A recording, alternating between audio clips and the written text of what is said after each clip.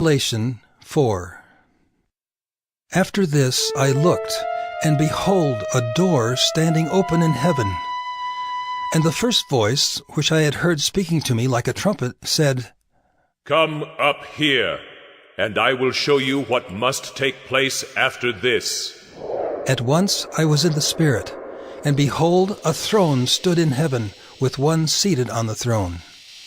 And he who sat there had the appearance of jasper and carnelian, and around the throne was a rainbow that had the appearance of an emerald.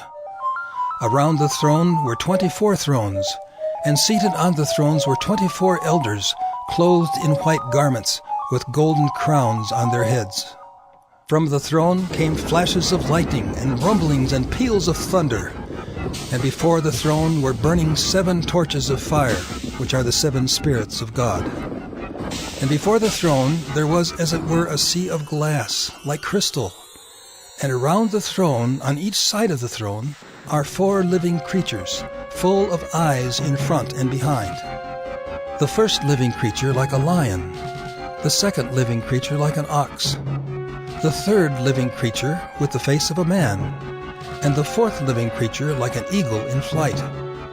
And the 4 living creatures, each of them with 6 wings, are full of eyes all around and within.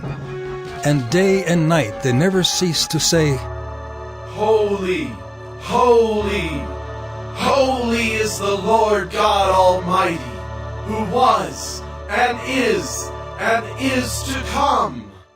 And whenever the living creatures give glory and honor and thanks to him who is seated on the throne, who lives forever and ever, the 24 elders fall down before him who is seated on the throne, and worship him who lives forever and ever. They cast their crowns before the throne, saying, "Worthy are you, our Lord and God, to receive glory and honor and power. For you created all things, and by your will they existed and were created.